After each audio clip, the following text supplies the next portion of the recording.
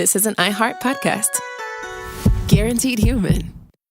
Work can be a little weird. Cringy training seminars, coworkers who won't stop talking about their plant, forgetting the mute button at an inopportune moment. We have to deal with a lot on any given workday. Sometimes it can feel hard to thrive and move forward in your career. Well, that's where LinkedIn comes in. LinkedIn helps you get ideas and insights from experts in your field, connect with people professionally, grow your network, and access tools designed to help you find the right fit for your next role. Whether you're just getting started, figuring out your next move, or looking to accelerate your career, LinkedIn is built to support you at every stage because LinkedIn is the network that works for you. Visit linkedin.com/knowstuff to learn more. The universe is full of mysteries. Black holes, quantum physics, galaxies.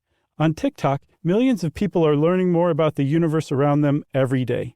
Scientists break down complex theories, demonstrate experiments, and connect dots between the cosmos and our daily lives.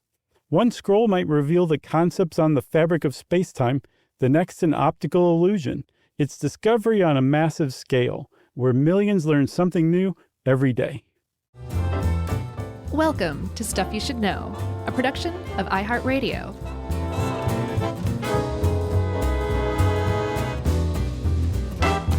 Hey, and welcome to the podcast. I'm Josh, and there's Chuck, and Jerry's here too, and this is Stuff You Should Know.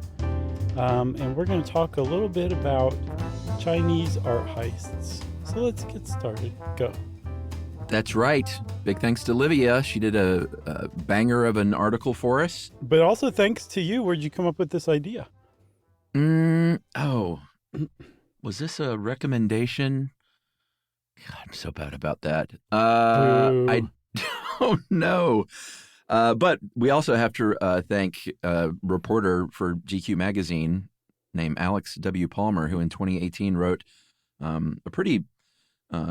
banger of an article as well about these art heists of cultural, very specific cultural and art artifacts from China that have been stolen from museums in the 2010s, and basically posed the question, is the Chinese government behind this? Right. Are they commissioning people to rob art museums? And I mean, not just like, some Tinkertown museum on the corner of a neighborhood that I don't know, not a good museum. Those museums? I'm talking like world-class museums like the Fontainebleau outside Paris. Paris, France, that is, not Texas. Yeah. So, yeah, there's like still to this day, people don't know exactly what the deal was. And it seems like, despite what Alex Palmer was saying, Palmer basically was like, didn't point the finger directly, but that was kind of the premise of the article, that who knows who's behind this, and it's possible that the government of China has some hand in it. But also, the Chinese art market, as we'll see, has blown up so much that it's also entirely possible that it's just like that makes a lot of sense for thieves to steal Chinese art. The thing is the string of particular heists that Alex Palmer talks about that really kind of form this galaxy of particular heists. The thieves would go in and steal really specific stuff that were Chinese antiquities. A lot of times they've been looted, and they would walk right past other things that were really, really valuable. And it almost seemed like they had a shopping list of items that were particularly Chinese that they wanted to steal. Yeah, I don't think almost seemed like it. That seems like a certainty to me. It's true. It is. You could see that you were list be like, Imperial Seal, China Dog, or the waving cat that's fortunate, and then, eggs, butter, and apples. Yeah. The Picasso, nah. Yeah, they just walk right past really expensive stuff. But yeah, it wasn't because they didn't know what they were doing. It seems like some of the people who were caught with this were clearly professional thieves. Yeah, and some not so great, but we'll get to that. We should do a little backstory here to kind of set this all up, and we are going to go back to about close to 110-year period known as the Century of Humiliation. And this is when China was kind of getting just beat up on all fronts back then. A lot of global powers at the time were kind of coming in and saying, you know what, China, you should just sort of listen to us and do what we say. particularly during the Opium Wars from 1841 to 1860. A lot of European countries in the UK forced China to, to accept treaties they didn't want to accept, forced them to accept opium imports. Yeah. I think it was 19 different countries, opening these treaty ports for imports from those 19 countries and accept them, and basically said, you have no choice in the matter. Add to this later that century in the 1890s to 1900s when China battled with Japan, which ended up losing parts of Manchuria, losing Taiwan, had a lot of control over Korea at the time that was, they no longer had control over. Mm-hmm. And this all sort of leads up to the Chinese Communist Party taking power and Chairman Mao Zedong saying in 1949, we're not going to be subject to insult and humiliation any longer. That century of humiliation was a dark part of our past, and we need to forget about it. Yeah, so this concept of the century of humiliation was coined by Mao. And in the 21st century, the Chinese Communist Party that Mao founded have really used that as a point of pride and as a point of unity among the country, which is really interesting because they view it as a really shameful period of their history, and yet it does generate pride in them and brings them together. And I think a sense of like, we're going to overcome that. We're never going to go back to that. But that's a change from how Chairman Mao approached it. He was like, we're never turning backwards. And in fact, everything that reminds us of the past, we're just going to destroy. So go into museums, go into libraries, go into, anywhere that like landmarks, things that remind us of the past. They call them the four olds that were just meant to be destroyed. And it was the Cultural Revolution is what they called it. And that's how it was approached for about 50 years. And then finally it kind of turned, and then that pride kind of extended to Chinese antiquities.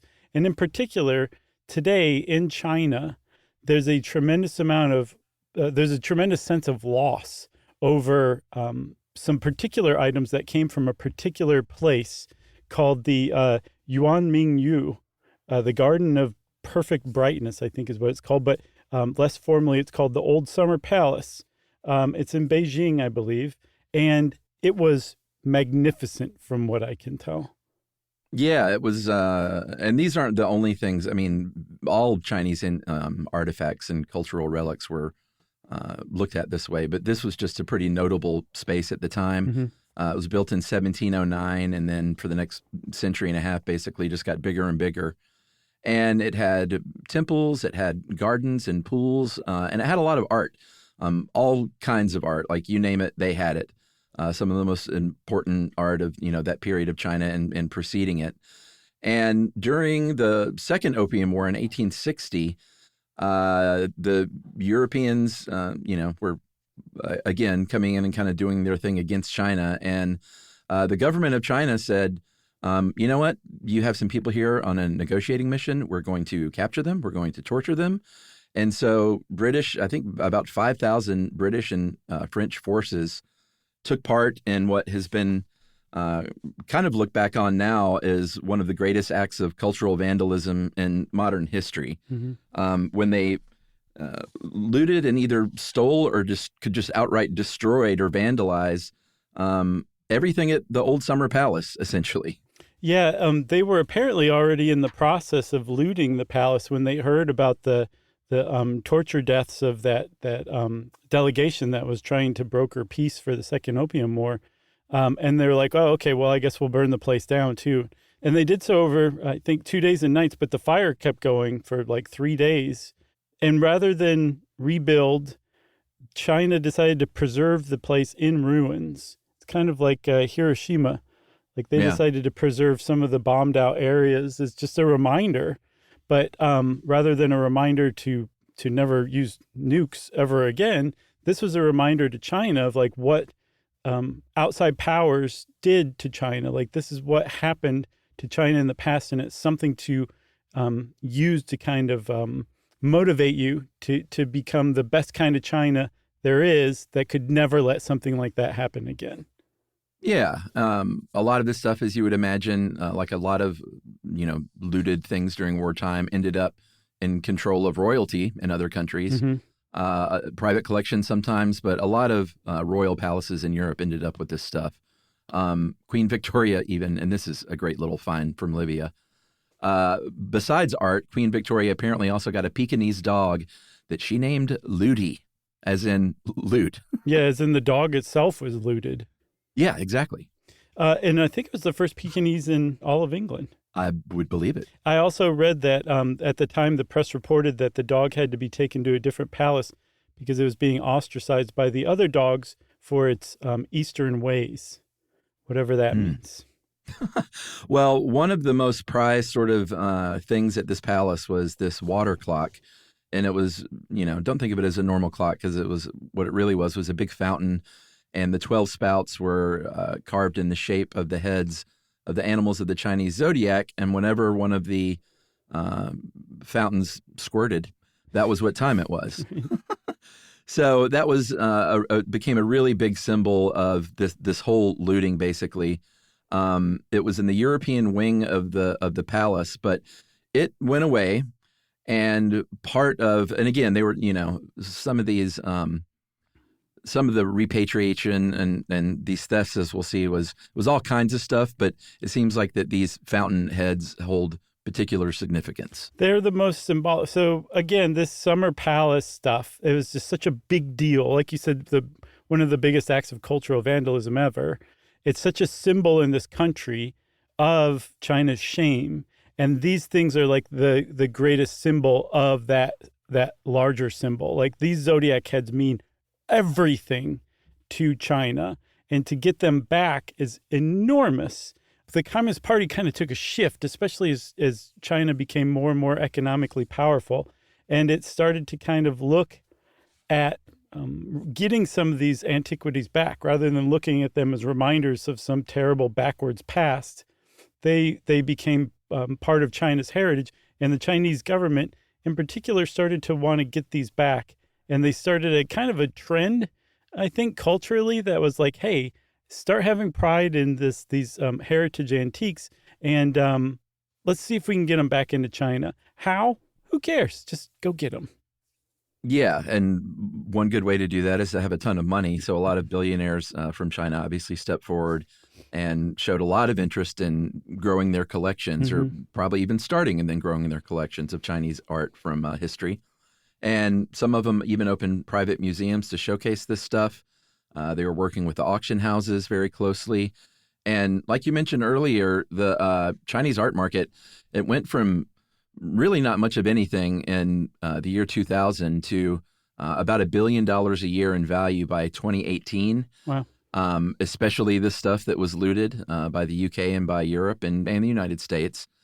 Like I said, it's everything you can think of. It's, statues, paintings, carvings, in any kind of art you can imagine.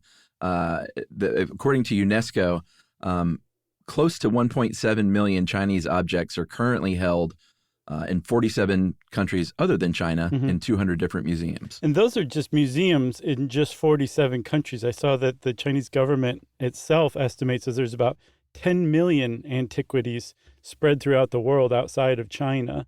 And China considers basically all of these stolen. Even if a Westerner came in and paid for them back in 1900, the Chinese government basically considers whoever sold it to have been taken advantage of by that Westerner. So if you have a piece of Chinese art, an antique that's Chinese, hang on to it. You may want to hide it, actually, because there's a good chance that China considers that stolen and that's not rightfully yours. Maybe there's some law in your country that says it's yours. China doesn't really recognize that because in a lot of cases they weren't sold legitimately. They were stolen. They were part of war loot, like with the old summer palace. And they have a great point. There's a lot of stuff out there, not just from China, but from other countries that colonial powers went to and said, we really like this. We're going to literally steal it, and we're going to display it in our museums. And 150 years from now, you're going to ask for it back, and we're going to say, no. Yeah, but we're going to ask for our stuff back and get most of it. Right. After World War II, right? Yeah, which we'll talk more about that, I guess, in a little bit. But as far as the government's involvement, officially, there was one group called the China Poly Group. It's a state-owned industrial company, and it was originally part of the Chinese military, and they traded arms. But in 2000, they said, you know what, let's diversify, and let's start a wing of this company called Polyculture, and let's make it one of our missions to go and get some of these artifacts. They had their own museum to put some of these in Beijing. So that was one of the big sort of groups trying to head up this effort, Right. Along with the Chinese billionaires. And then in 2000, Sotheby's and Christie's auction houses in Hong Kong auctioned off three of those Zodiac fountain heads. Right. And this was a big deal. The Chinese Bureau of Cultural Relics was like, you can't sell this stuff. Like, this stuff's really important to us. It was stolen. It was looted. They had no luck. I think they were trying to get it back for free. And they eventually said, all right, well, we'll just bid on it and get it the old-fashioned way, which they did. Right. Okay. So in 2000, China, as far as like its search for repatriating its art and antiquities, was so powerless that Christie's and Sotheby's felt comfortable telling the government of China, sorry, no, we're not going to give these back to you. Less than 10 years later, in 2009, when the estate of Yves Saint Laurent went up for auction, China contacted Christie's and said, hey, you're about to auction off two more of those Zodiac heads.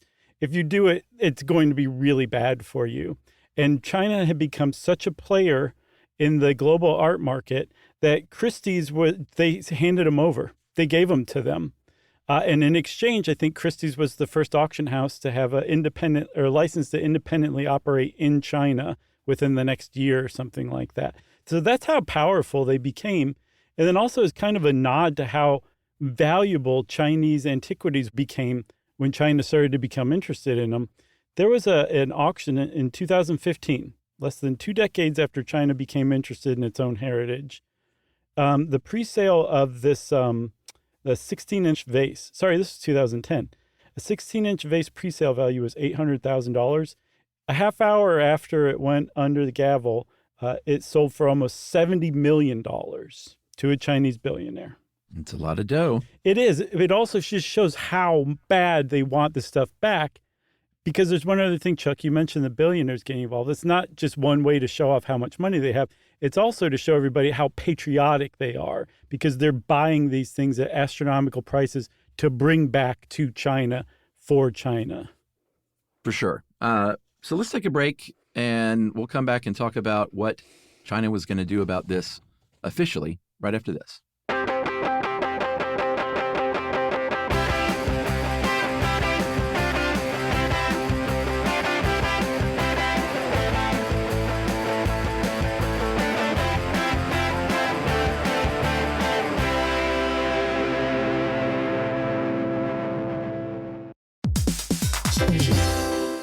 Hey, everybody, we're here to talk to you about Wayfair, who believes that spaces should be functional, they should be comfortable, they should be well-designed, and they can be well-designed by you with their help. Your updated space should feel more comfortable, inviting, and practical for everyday use. And we're talking about outdoor seating. We're talking about grills. We're talking about major appliances. If you need storage solutions, Wayfair can help you out. Patio lighting, rugs, decor. It is your one-stop shop for home. Yeah. I mean, it's getting nice out, so it's time to think about living outdoors for the next few months. And Wayfair knows that outdoor furniture, it's heavy, it's intimidating to assemble. So Wayfair has stepped in and said, we're going to handle the hard part so you don't have to. That's right. You can shop Wayfair Verified, your shortcut to the good stuff. And that means their team of product specialists are going to vet everything by hand using a 10-point inspection, testing things like, quality materials, functionality, and features, and even how long it takes to build that piece of furniture. And the overall experience save time, reduce hassle, and improved convenience. Patio season is here, and these deals won't last. So head to wayfair.com right now to get your outdoor space ready for way less. That's WAYFAIR.com. Wayfair, every style, every home. In business, there's no room for guesswork. Every shipment matters. Every deadline counts. When you're trying to keep operations running smoothly, the last thing you need is uncertainty. That's right. That's why reliability is at the core of USPS Ground Advantage. From the moment your package is first scanned in, it moves through a secure, nationwide network, aiding in a timely and accurate delivery. You get near real-time tracking so you can keep up with your shipments. And with affordable upfront pricing, there are no hidden fees or surprise surcharges to throw off your cost sheets. That's right, and that all adds up to predictable deliveries that you can depend on. Because knowing your logistics are handled lets you focus on everything else, your customers, your team, and the future that you're building. Just visit USPS.com/Ground Advantage to start shipping with confidence. USPS Ground Advantage.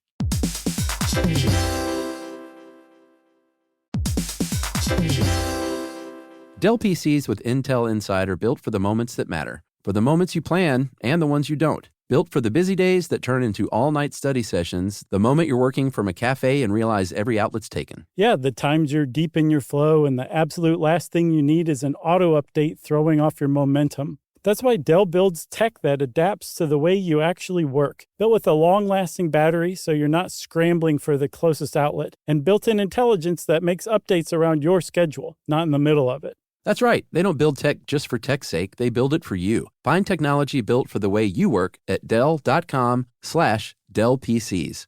Built for you.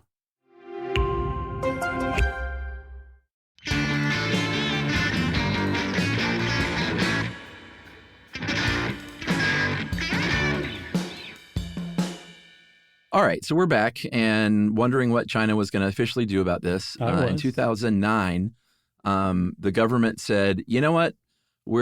All bets are off now. We're officially going to get a treasure hunting team together, and we're going to go send them around the world and investigate all this art that's in the United States, that's in Europe, that's in the UK.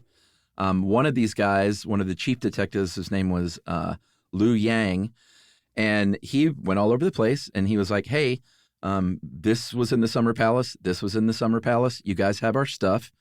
And they noticed kind of not too long after that, a lot of these museums on their website started sort of quietly removing mentions and web pages about these Chinese artifacts on their websites. Yeah, Liu Yang had quite a reputation. I read in that Alex Palmer GQ article that he wrote a comprehensive book on all the looted antiquities, at least from the old Summer Palace. And could show you printouts of websites from museums around the world where that thing was being held. So I guess there was also a really tense meeting at the Metropolitan Museum of Art in New York when he showed up too, because he would just walk around and be like, that's China's, that was stolen, that was looted. And very strangely, that was, what'd you say, 2009? Yeah. The very next year, this string of museum heists of Chinese antiquities began.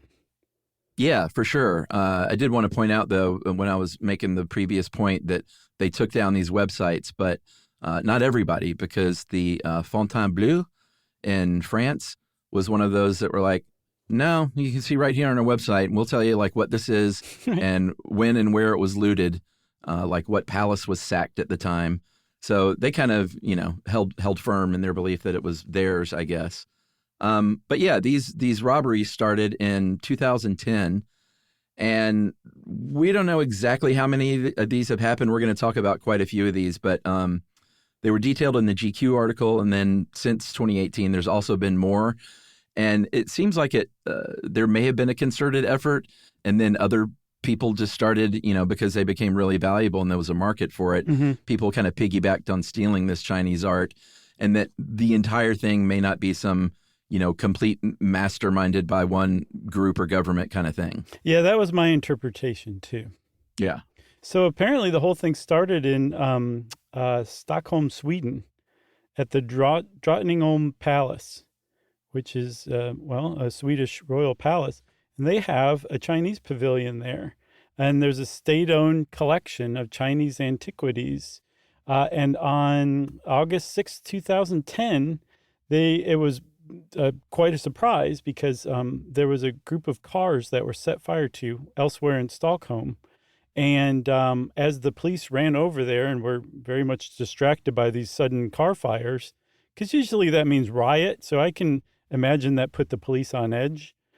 The thieves ran over to the palace in their Chinese pavilion, and started ransacking some specific items. I think they smashed 3 display cases, and I'm not sure how many items they stole, but I believe it seemed pretty specific, and they were out of there in 6 minutes. So they were clearly pros.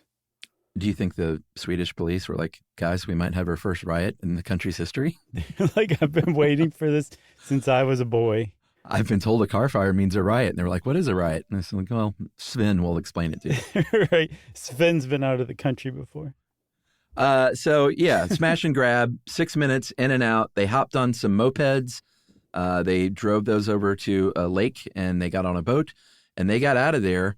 And this was a very sort of, clearly professional job, knew exactly what they were going for. And you'll see, in a lot of these cases, it's pretty similar. Like, they knew where the stuff was. Mm-hmm. They knew exactly what they wanted on their little grocery list, like you mentioned. Right. The next one was a few months after that at the Code Museum in Norway. They busted a glass ceiling, and not in a good way, and rappelled down just like a movie. Yeah, just like Charles Grodin and Miss Piggy. That's right. And took 56 things from the China collection there. A lot of this stuff was from a Norwegian army officer named Johan Wilhelm Norman Mundt, who was a big art guy, eventually fought on China's side in the Sino-Japanese Wars in 1894 and 1895. But he was big into art, had a lot of this stuff, including stuff from the Summer Palace. And that stuff was taken in the first of the Code Museum's burglaries. Right. Yeah. There was another one, 3 years later? And this is a big deal. When a museum gets struck, like, it's not good, especially if word gets out. Because as Livia was pointing out, museums a lot of times don't announce the fact that they've been robbed. Number one, it's very humiliating because they're entrusted with protecting these things that are part of humanity's cultural heritage. And then secondly, it also practically means that they need to beef up security because now thieves are on alert, like, oh, the Code Museum is really easy to break into, and they'll become a much bigger target. So for 2 different break-ins to become public knowledge, it's just not really a good thing. But it was also very curious that they both seemed to be Chinese art heists. Right after that, they suddenly became very interested in negotiating with China to give back some of the antiquities that they held. And in particular, a Chinese billionaire named Huang Nubo, I'm quite sure that's not exactly how you say his last name, because I said it like I'm from Mississippi or something. He came to Bergen, and said, what do you got? I can give you a donation if you want. And they showed him some columns from the old Summer Palace. And I read that he wept when he saw them. Yeah, and this was a case where they used the car fire thing again, which is really surprising to use sort of the same method. Hey, it works. It works in Scandinavia. I guess so, but it just seems like that would be a tip-off, maybe like watch the museum, because, Sweden and Norway aren't big riot countries, as far as I know. I would hope it would be now, After 2? Yeah. Yeah, I would think after 1. But anyway, they used the same method. They ended up, the museum Code closed the China collection for renovation. When? Well, that was in 2013, and it's still closed for renovation. So if that tells you anything, I'm not sure if that thing's opening again anytime soon. No, I think by renovation, they mean the head curators in the basement clutching the remaining objects to their chest. Exactly. Get back, get away. So the Swedish burglars and both Code burglars were not caught. But kind of an indicator that really does point a bit of a finger at China. Someone in China, they got a tip, the Code Museum did, from the publicity the second robbery brought. They got a tip about one of the objects that was stolen in the first robbery, that it was in a Shanghai airport on display. So that does kind of show you that China is very much like, where'd you get this? Who cares? They probably didn't even ask that unless they were congratulating.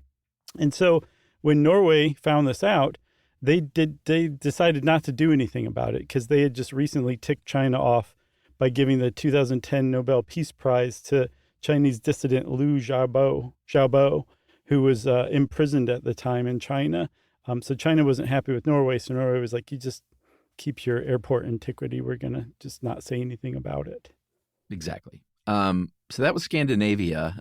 In England, around the same time, this was April of 2012. Meanwhile, in England, the Fitzwilliam Museum at Cambridge was robbed. There were 18 items taken from here. Again, very specific Chinese artifacts. These were valued between 8 and 23 million bucks. The same month in England, the Malcolm MacDonald Gallery at Durham University's Oriental Museum was hit. And they took 2 items this time, but they were super valuable. They were $3 million between the 2 of them. Mm-hmm. But these guys were caught. They finally nabbed somebody. The judge said in sentencing that they displayed crass ineptitude because they stashed the stuff in a sort of a swamp, a parcel of land that was super swampy. Went back to get it, couldn't find where they put it. And a witness saw somebody like searching the area and was really agitated on their cell phone.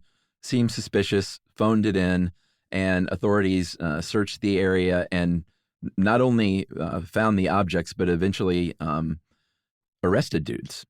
They did. They got some people. From what I was reading up about it, they were like in their early 20s, not very pro. I think they were up-and-coming criminals, is the impression that I have. But I think crass ineptitude says it all. It really does. They also, this is another giveaway, the police found a cell phone in one of their underpants while they were being arrested. Yeah. And they used that cell phone to kind of build a case that connected that heist to, I think, the Cambridge heist and a bunch of other ones, actually. And they ended up tracing it back to a group of travelers, like Brad Pitt and Snatched. Yeah. Snatch? No, Snatched is that... the Amy, what's her name? Oh, yeah, Amy Schumer. Schumer, yes, thank you. But that was a stupid sidetrack. But so these were real life travelers, and they had a gang called the Rathkeil Rovers, and they were responsible for a bunch of different burglaries and robberies and things like that. But they seemed to be behind all of the Chinese art heists in the country. What's significant about it is that there was a member of this gang named Chi Chong Donald Wong. He was from South London, and he seems to be their Chinese connection because he kept traveling in and out of the country going to China and smuggling their loot over there. And I don't think they recovered a single thing from those heists, did they? I don't think so. Yeah, I mean, they'd figured this stuff was just successfully smuggled and eventually sold, and private collectors have them. But this was, I was sort of just surprised for some reason that these were, Irish travelers, and I just figured they would all be Chinese people. But yeah, they were just hired robbers, basically. So I was like, oh, okay. Once I wrapped my head around that, they were just doing a job for money. Exactly. So the question remains, though, because the police are like, we never caught the highest person at the top of this, the head cheese, the ultima hombre, that kind of person. And they think that even if they had found that person was probably commissioned by Chinese mafia, Chinese billionaires, maybe the Poly Group, who knows? But that seems to be the case for all of the robberies where they found the people who carried out the robbery. They were just hired criminals. They were not they were not doing this because, they love China or something like that. They were either commissioned to, or they knew that the Chinese art market was so hot that it would just make sense to steal Chinese objects because they were going to fetch a pretty high price. Yeah. Should we take another break? Yeah. All right. We'll take a break and we'll talk about more heists right after this.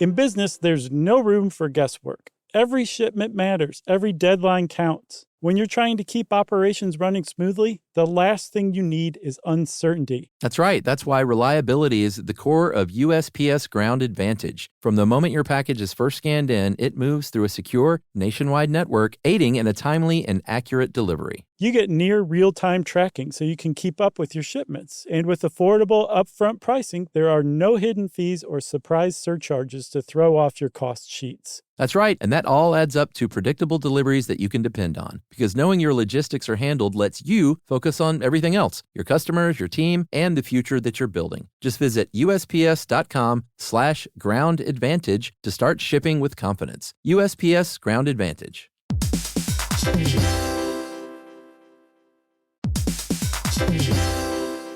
Dell PCs with Intel Inside are built for the moments that matter, for the moments you plan and the ones you don't. Built for the busy days that turn into all-night study sessions, the moment you're working from a cafe and realize every outlet's taken. Yeah, the times you're deep in your flow and the absolute last thing you need is an auto update throwing off your momentum. That's why Dell builds tech that adapts to the way you actually work. Built with a long-lasting battery so you're not scrambling for the closest outlet, and built-in intelligence that makes updates around your schedule, not in the middle of it. That's right. They don't build tech just for tech's sake. They build it for you. Find technology built for the way you work at Dell.com/Dell PCs. Built for you. The universe is full of mysteries. Black holes, quantum physics, galaxies. On TikTok, millions of people are learning more about the universe around them every day. Scientists break down complex theories, demonstrate experiments, and connect dots between the cosmos and our daily lives. One scroll might reveal the concepts on the fabric of space-time, the next an optical illusion. It's discovery on a massive scale, where millions learn something new every day.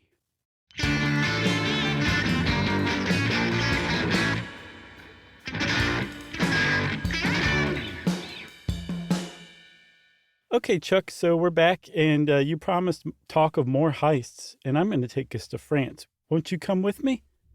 I love France. How about France in 2015? Wasn't that a particularly pretty summer, I think, or spring? I think it was. Well, let's go find out, because on March 1st, 2015, at the Château de Fontainebleau outside Paris, which is I think beginning back in medieval times, one of the homes of the French monarchs, there was a collection assembled by Empress Eugenie, who was the wife of Napoleon III. She was the last empress of France. And she put together a collection of at least 800 objects. Those were just the ones on display. 300 of them, these were Chinese objects, antiquities. 300 of them were from the old summer palace alone, mostly taken by French soldiers who were there to sack the old summer palace in 1860, right? Yeah. Yeah. So I think thieves, when they broke into the Fontainebleau in 2015, they made off with like 15 different things. One of which sticks out to me. It was a replica of the King of Siam's crown. Siam is now Thailand. And that really has very little to do with China. It was certainly not a Chinese heritage object from what I can tell. That one seems a little hinky to me. I'm not sure if that was a commissioned robbery or not. But regardless, they did find at least some of the people who were behind it. And again, these were just hired guns, basically. Yeah, and it was, sort of the same pattern as before as far as getting in and out of there. And this time it was, they were pretty good at what they were doing. Even though, like you said, they got 6 of them. They questioned them. They still couldn't get the big fish. I guess they're maybe not good at questioning. But they couldn't land the whale, unfortunately. Paul Harris is an art dealer from Britain who he thought it was French professional criminals who did this. Again, just hired people. In one case, Irish travelers. In this case, French, art thieves, I guess. Yeah, pretty good specialty. This apparently was the origin of the phrase "no shit, Sherlock." So if you look at, research on this, a lot of the research will say like, hey, all of these events are sort of part of this larger operation like we've been talking about. Since that article, though, I mentioned there have been other art heists, other crimes. There was one in June of 2019 at the Museum of Far Eastern Art in Switzerland this time, in Geneva. Took couple of things from the Ming Dynasty in less than a minute this time. They had DNA evidence in this case, and they did catch the people. These were British dudes.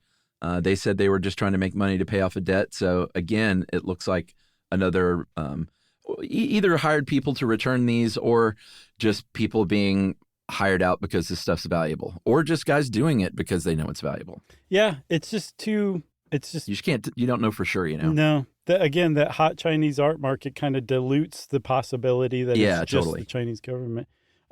There was a second robbery on the Fontainebleau, an attempt. The police broke it up before it could happen in Operation Bamboo. I guess Spanish and French police got together and they said, let's get these guys. And they did before they could rob the place. And those guys said that they were hired by the Chinese mafia and that they had been going after 3 specific pieces of art, Chinese art. And I don't think that led anywhere either. I think also, though, even if you could trace it back to, say, the Poly Group or the prime minister, it wouldn't matter. China would basically just say so, or they would deny it or whatever. Totally. And everybody needs to be essentially in at least good economic terms with China right now. That's just the issue's not going to get pressed. So it doesn't really matter. It's more just an academic kind of interesting thing to try to track it back to who's behind it. It's not actually going to result in any kind of geopolitical differences. No, of course not. As far as the Chinese government, this whole time they've maintained like, hey, this isn't us that's doing this. The Polyculture Group, I believe the general manager even talked to the Global Times about it and said it was a nonsense story, the GQ story. We may sue. I don't think anything ever became of that. My dad's going to sue you. Yeah, do with that what you will. But, it's their official position as a government is like, all of that stuff is illegitimate. Like everything you own illegally. There's nothing like, if you have one, like they had one in the airport, like you mentioned, if you have something like this in your private collection, the Chinese government doesn't dissuade any of that. I don't know that they officially encourage it, but they definitely don't say like, hey, you have this stolen thing in your private collection. No, and apparently there's no legal repercussions for it either. Even if somebody from Norway or Sweden came over and said, this is ours, like this was stolen from our museum, China would just be like, well, there's no laws here that could punish whoever did this, so go home. And they officially apparently do discourage theft, but because the item could become damaged in the robbery. Right. Yeah. That's why, not because it violates any laws or treaties or anything like that. Because again, there's a lot of soreness from the idea that these things were stolen. And it's not even like they make a good case. That's exactly what happened historically. And so I was trying to figure out like, okay, if there's museums around the country that, there's this growing movement for repatriation.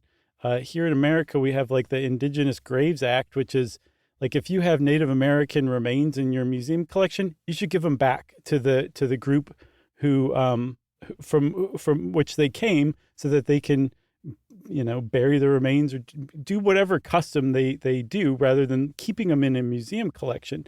That's a good example of this kind of a growing awareness of a responsibility museums have for giving stuff back that was stolen from a country, but museums just aren't really going with it.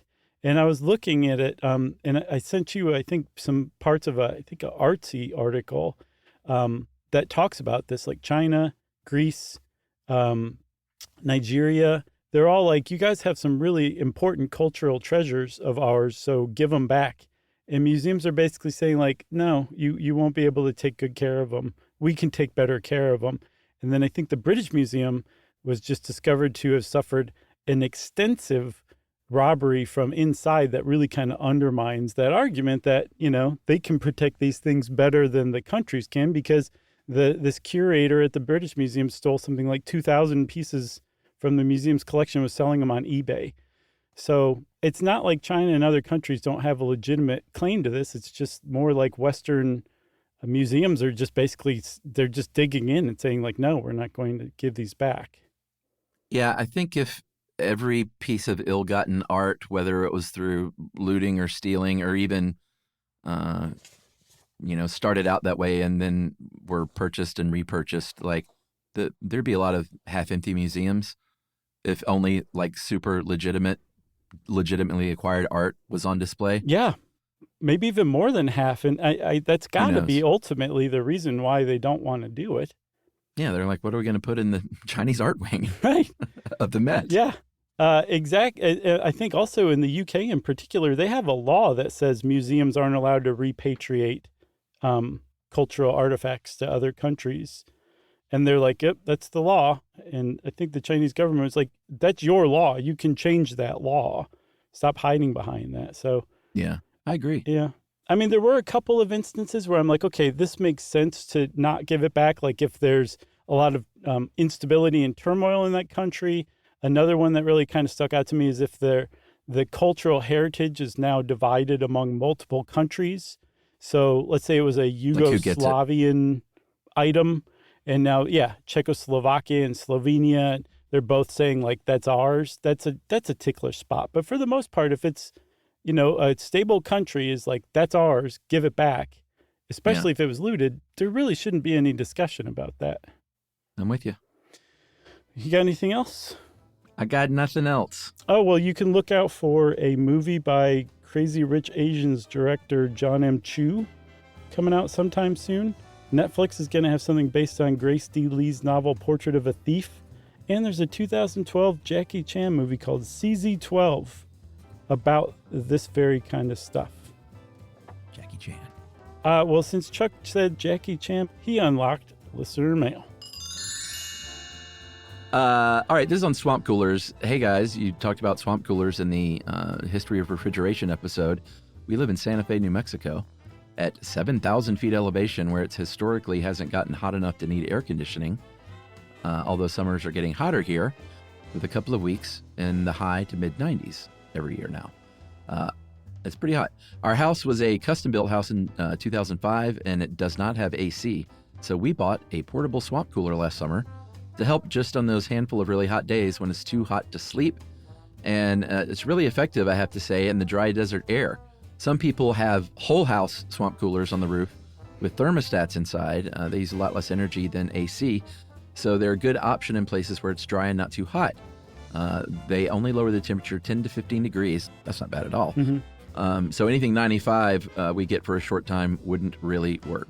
I disagree. 80 to 95 is pretty substantial. Yeah, for sure. But that is from Chandra. Thanks a lot, Chandra. Whole house swamp cooler. Can't you just see like the tops like open and it says igloo in giant letters on the side? Yeah, sounds like a record name too, like an album title. Whole house swamp cooler? Yeah, like the Chickasaw Mud Puppies or something. Very nice, Chuck. Very nice. Well, if you want to be like Chandra and write in and tell us about something that we talked about that's whole house size, we love hearing that kind of stuff.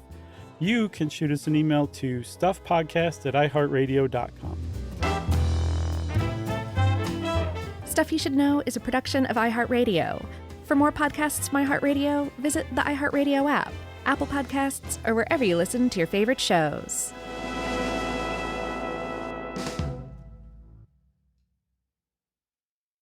You know, you could be adored by everyone and still completely ignored by your cat. Trust me, I know. But if you feed your cat Sheba, you can go from being ignored to truly adored in 12 days guaranteed or your money back. Sheba has a full menu of products, appetizers, entrees, treats, even a kitten's menu. It's so cute. So Sheba has a product for even the pickiest eater. Like Sheba Puree, it's made with bone broth, they are chef-inspired flavors, it's got a smooth and creamy texture that cats love, and contains no corn, wheat, soy, or artificial flavors. It's food that your cat's gonna love. To learn more, check out Sheba.com. That's SHEBA.com. Introducing the all-new Mazda CX-5, featuring more connection. Hey Google, where's the nearest Pilates class? Safety that has your back. More discovery on the scenic routes. More passion in the details. And more control in changing weather. The all-new Mazda CX-5. more to move every side of you. See it in 5 films at mazdausa.com/5sides. Google is a trademark of Google LLC. Sequences shortened and simulated. Everyone knows winter is the real mess maker. You don't need WeatherTech floor liners for summer unless you hit the beach and half the beach ends up back in your car, or the campsite dirt ends up in your trunk. Then you'd want a cargo liner, or a road trip goes sideways, lemonade spills, ketchup goes rogue, ice cream drips. Yeah, you'd be pretty happy about those WeatherTech seat protectors. So just to be clear, as the mud you're inevitably going to step in this summer, you don't need WeatherTech unless you plan on doing summer. Visit WeatherTech.com today. This is an iHeart podcast. Guaranteed human.